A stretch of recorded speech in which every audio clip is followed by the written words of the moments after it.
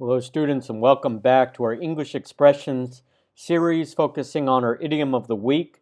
In this 12th video, we're going to be discussing on thin ice, being on thin ice in particular, or staying on thin ice. There's a lot of ways we can use this idiom with different verbs in front of it. But we're going to talk about what does it mean to be on thin ice, not just physically, but more importantly, metaphorically as an idiom. So we have a picture here of what it's like to be on thin ice, and it's not so easy. It can be kind of risky, it can be precarious, it can even be dangerous. So we're going to talk about how we use it metaphorically as an idiom, and talk about also how it's actually mentioned in a physical sense too, a little bit. So my name is Ben with English from A to Z, and let's get started. So on thin ice, and we have a picture here of a polar bear. Unfortunately, he or she is on thin ice. So, there's not much ice there. The coverage is melting. The polar bear has less space, so it's a precarious or uncertain position. And that's basically what the meaning of on thin ice means. When you talk about someone who's on thin ice or something that's on thin ice, it's basically you're in a precarious, risky, or uncertain position. Similarly to how being on thin ice physically can mean that you're in potential danger of falling into the ice because it's melting, or you're losing your balance and you might fall into the water next to it. So being on thin ice is not good. You want to be on thicker ice or not on ice at all.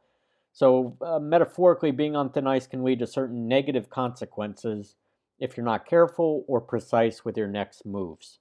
So you have to really think what you do and how you act, or how you're being, or what you're doing before you move on. If you want to get off thin ice, you don't want to be on thin ice. You want to get off thin ice. You have to know quickly and certainly what you want to do next. For example, John knew that he was on thin ice with his math teacher, Mr. Westhoff, when he was asked to stay after school today to discuss his increasingly poor test results. So he's on thin ice. If he's failing the class or he's not passing his tests, John knew that because of that, he was on thin ice. He was on dangerous turf. In other words, he could fall into the water, meaning when he falls through the ice, he could fail the class. He might have to go to summer school. He may have to take the math class again. But John knew that his math teacher, Mr. Westhoff, was going to ask him to stay after school, not just to tell him about his grades, but to tell him he's not doing very well and to discuss his poor test results. So that's an example of how we use on thin ice to describe someone who's not doing well. In math, they're in a risky position, in this case, failing their exam. And if they're on thin ice, they have to do better, they have to improve, or there could be negative consequences. In this case, if John doesn't study or do better or improve on his scores, he could fall through the ice or fail the class, in other words. How it is used. On thin ice, again, is used to convey someone's feelings of uncertainty, unease, or dismay. Dismay meaning worry or anxiety regarding a current state of events or affairs in their life, such as John with his math class. It is an idiom or an expression that is not to be taken literally, but you could use the word on thin ice to describe when you went ice skating, skating on thin ice, ice dancing, dancing on thin ice, or playing hockey. Usually the ice is thick, but you could play hockey or dance or skate on thin ice and you won't fall in, hopefully. However, as an idiom, you use on thin ice to express when you're in a risky position and you need to change something or do something differently to get out of being on thin ice. You want to get off the ice, or you want to get onto land.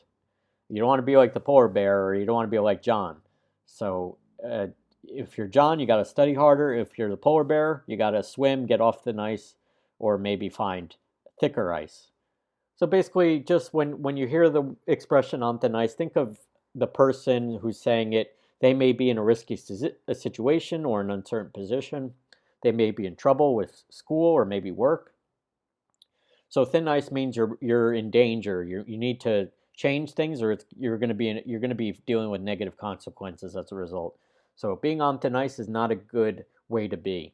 You want to make sure you're doing better whether it's in school or work, or getting out of a precarious situation where you're feeling anxiety or dismay or worry.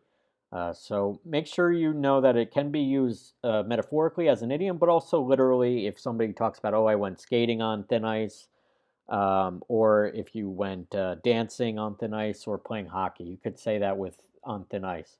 But if you're skating on thin ice, that's another addition. So being on thin ice, skating on thin ice, those are ways that we use a verb before the idiomatic expression here.